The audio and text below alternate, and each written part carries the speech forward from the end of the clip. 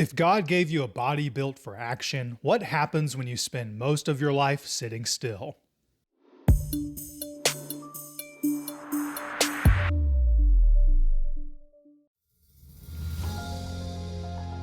Welcome to the Rebellious Remedy. I'm Jonathan Ennis, founder of Dream Root Wellness. Here we return to Christ as the foundation of true health, body, mind, heart, and spirit, so we can steward our lives in faithful obedience to God's design. If you're ready to walk this out with others, you're invited to join the Dream Root Wellness Network. Join today at community.dreamrootwellness.com. Welcome back. We're continuing our exploration of the evergreens of wellness. You've built your foundation with balance and community. You've restored your strength through sleep. You've started fueling your body with real food through eat. Now it's time to look at the final piece of the physical wellness trifecta, move. And let's clear something up right away. This isn't about living in the gym. It's not about chasing six-pack abs. It's not about becoming obsessed with workouts. And it's not about trying to look like a fitness influencer. This is about something simpler, older, and more real. Your body was made to move. From the beginning, God designed the human body for work, for exploration, for labor, for service, and for action. Not to sit motionless all day while life passes by. Movement is not a punishment for what you ate. It's a gift. It's a responsibility. And it's one way you steward the body God has entrusted to you. And when you stop moving, it's not just your muscles that suffer. Your energy drops, your mind dulls, your emotions stagnate, and even your spiritual steadiness can take a hit because it's harder to live with strength and readiness when your body is slowly giving way to stagnation. And that's another thing, because stagnation doesn't really exist. You're either growing,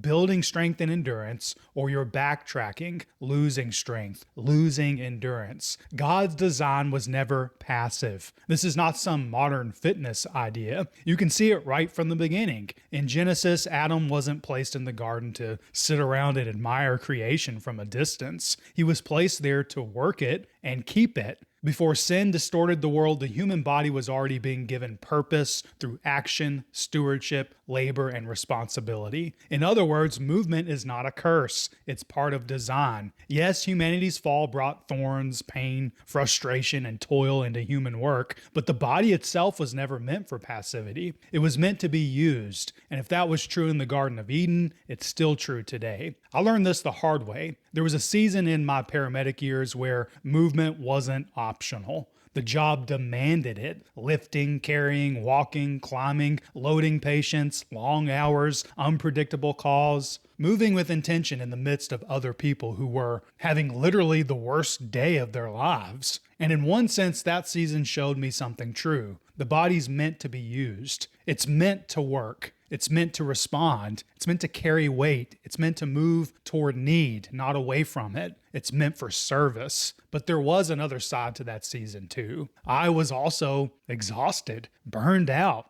overweight, underslept, eating badly, running on fumes. And looking back on that, I've now realized that movement alone doesn't equal wellness. A body can be active and still be breaking down. And that's one of the first things I want people to understand in this lesson. The goal is not random activity. The goal is purposeful movement that builds strength and function instead of grinding you into the ground. I also learned how fragile the body can become. I learned that even more clearly the day I threw my back out doing something stupidly ordinary. I was leaning over a patient to start an IV. That's it. Not lifting something heroic, not doing anything dramatic, just leaning. And my back went out. For weeks, I could barely walk. The pain hung around for months after that. Really, it was almost a full year before my back felt normal again. That moment stayed with me because it exposed something I think a lot of people don't want to face. A body can look functional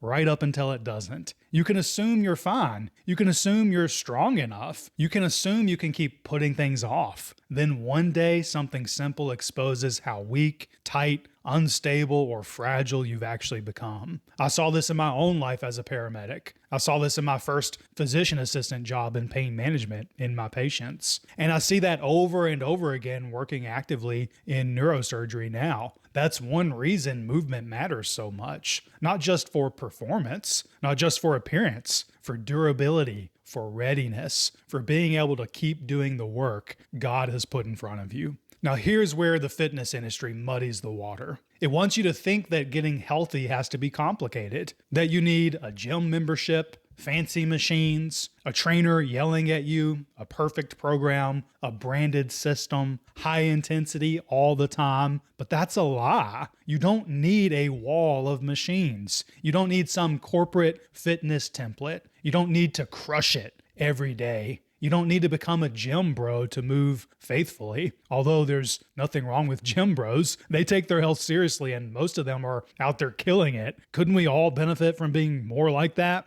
But anyway, the point is that what you do need is consistent, intentional movement, the kind that keeps your body functional, the kind that builds strength, the kind that supports endurance, the kind that helps you stay useful for the work God has called you to do. That's the point. Not aesthetics first, readiness, capacity, resilience, stewardship. And that's important because a sedentary life doesn't just weaken the body, it weakens the whole person. When you stop moving, your strength declines, your joints stiffen, your endurance drops, your metabolism slows down, your recovery worsens, your mind gets foggier, your mood often flattens out, and over time, you become less effective in the work God has called you to do. That's one of the parts people miss. Movement isn't only about avoiding disease, it's about preserving usefulness. You weren't given a body just to store it in a chair or on a couch like a sack of potatoes. You were given a body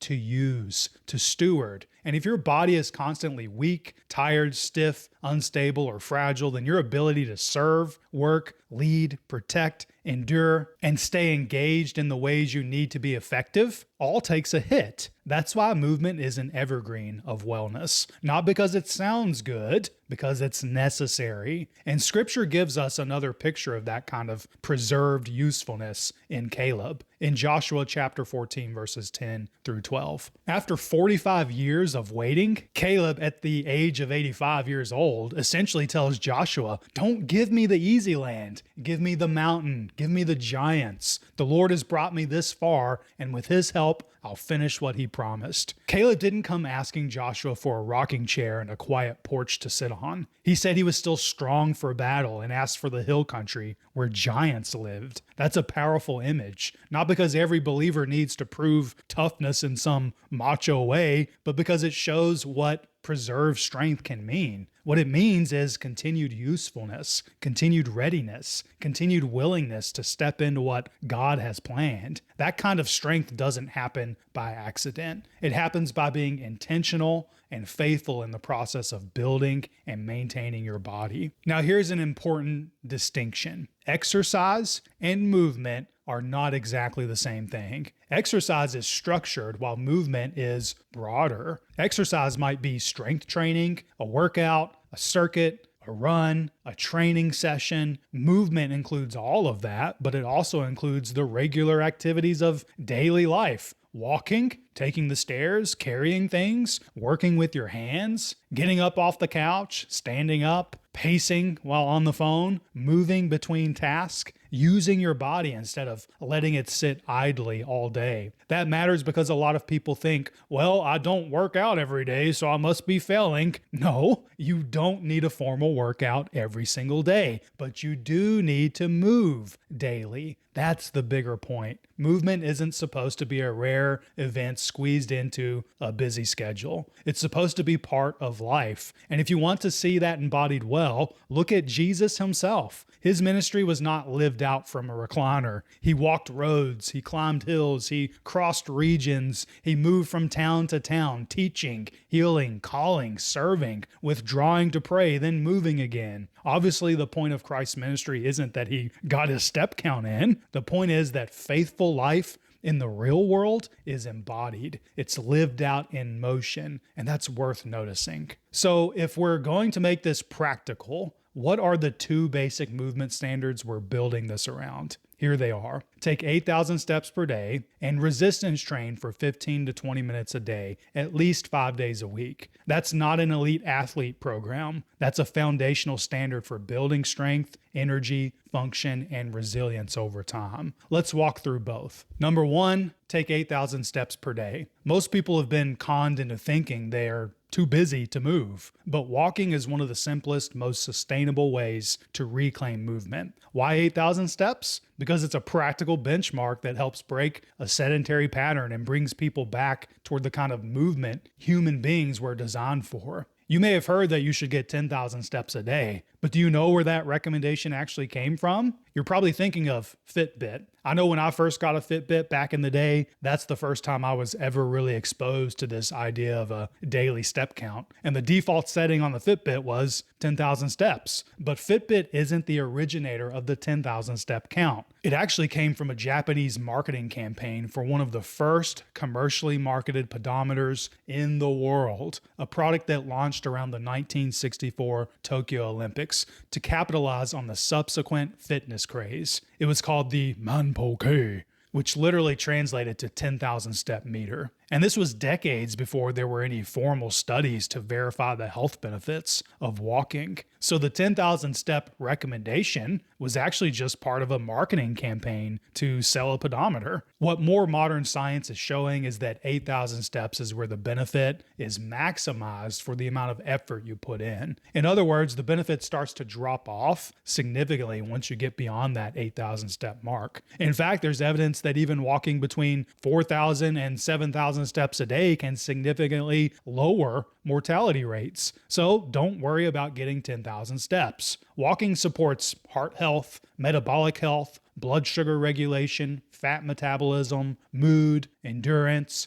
general physical function, and beyond all that, it does something else that they don't talk about in the studies. It gets you unstuck. It breaks the grip of sedentary living. It reminds your body that it was made to move. That's part of why walking matters so much. And look, this doesn't have to be complicated. You can build steps into your day in simple ways. Turn your meetings into walking meetings when you can. Skip the elevator and take the stairs. Park a little further out and make yourself earn a few extra steps. Don't sit for hours. Get up and move around every hour or so. Get outside for a walk after dinner instead of heading straight to the couch. If you're on the phone, walk while you talk. Get a few minutes of walking in before work, after work, or both if you can. And let's be honest, you've got a pedometer in your pocket right now. Use your phone. Some of you have one on your wrist. Heck, they even make rings now like the Aura ring. And that's not what this is, but I'll point to it just as an example. The point is, use what's available to you. Track your steps. No excuses. Now this brings us to our second non-negotiable of movement. Number 2, resistance train for 15 to 20 minutes, 5 days a week. And again, let's clear out the wrong assumptions. Resistance training is not just for bodybuilders. It's for anybody who wants to stay strong, functional, independent,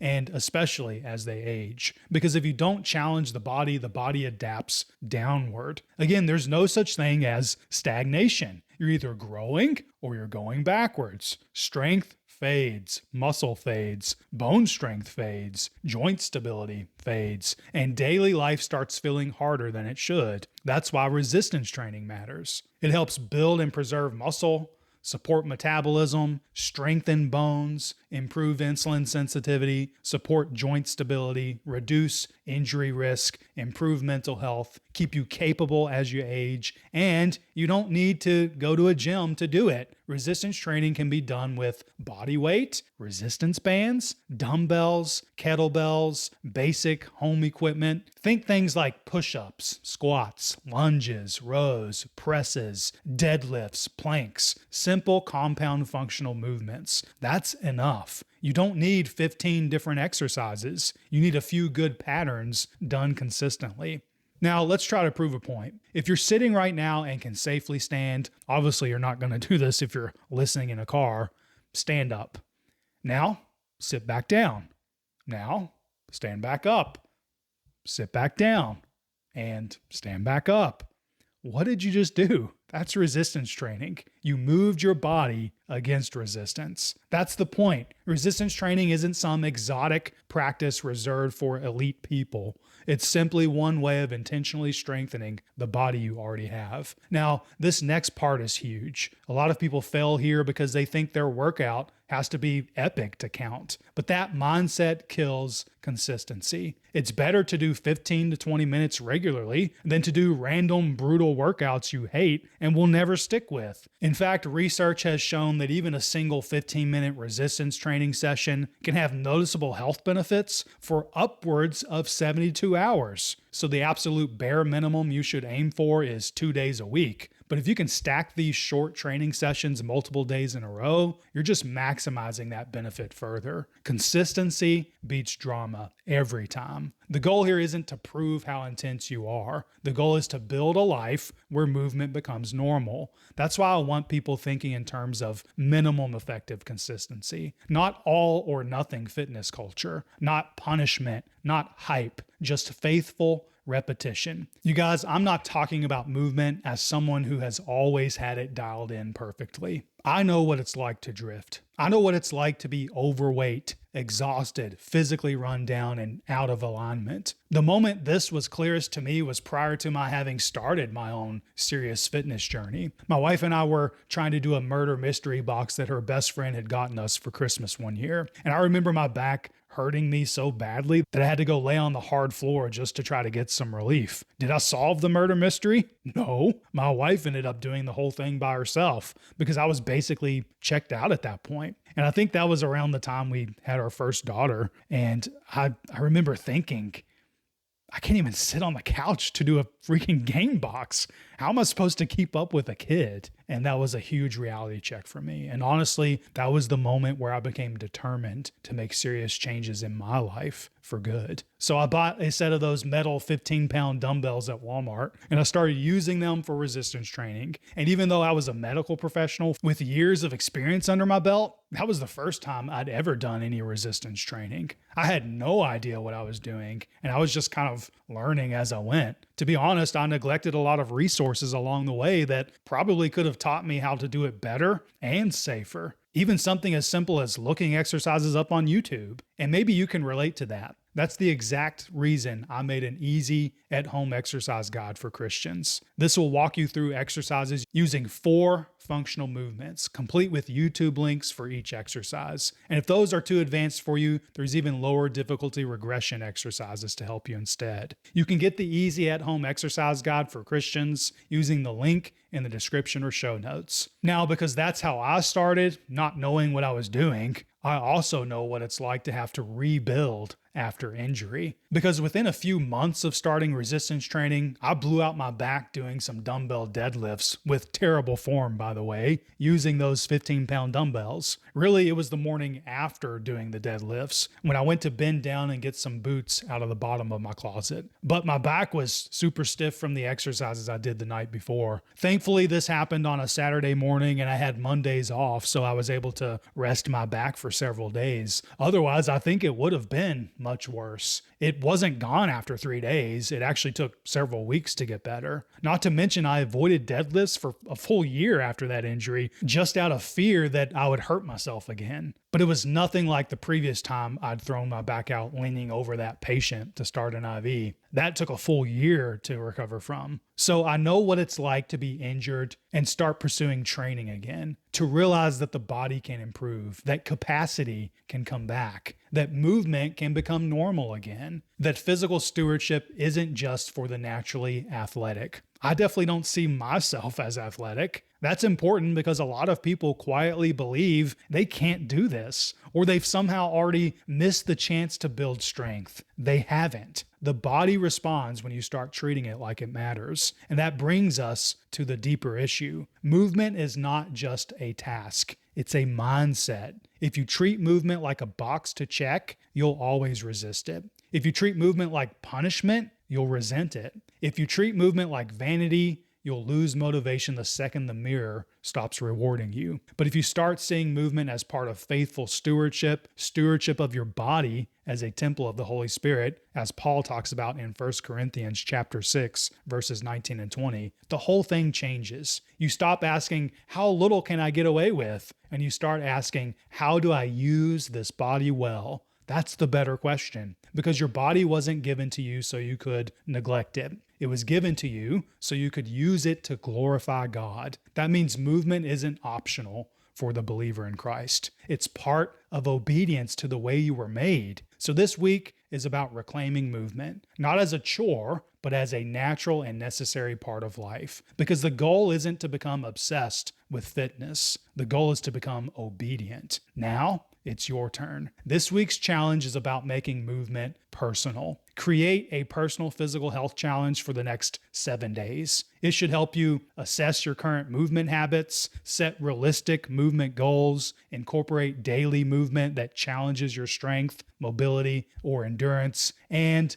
build consistency. We're going to walk through this in 4 steps. Step 1, assess your current movement habits. Think back over the last 3 days. How much time did you spend sitting? How much time did you spend actively moving? Ask yourself honestly, am I moving enough to honor the body I've been entrusted with? Don't overthink it. Just be honest. Step 2, set a personal movement goal. Choose one simple goal based on your current ability. Walk 20 minutes daily. Hit 8,000 steps a day. Do 10 push-ups every morning. Stretch for 5 minutes each morning. Do 15 minutes of resistance training 5 days this week. The goal should be challenging but realistic. No need to overcomplicate it. Step 3, design your 7-day challenge. Create a 7-day movement challenge for yourself that includes your daily movement goal, one push day where you challenge yourself a little bit more, and a way to track daily progress, whether it's writing it in a notebook or making a note on your phone, whatever works for you. A push day might look like a longer walk, a harder workout,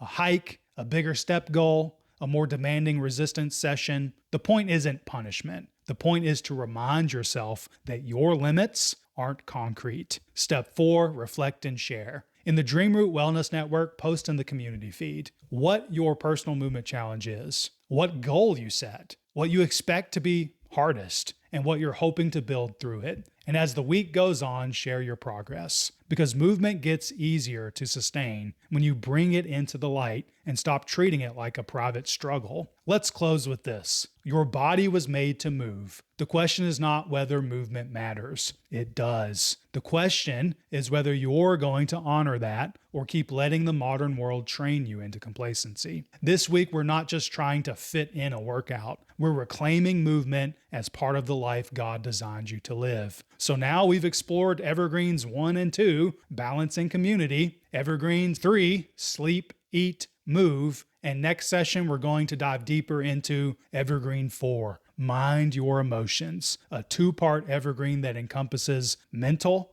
and emotional wellness. In the meantime, put your 7-day physical health challenge into practice. And don't forget to download the at-home exercise guide using the link in the description or show notes. See you next time.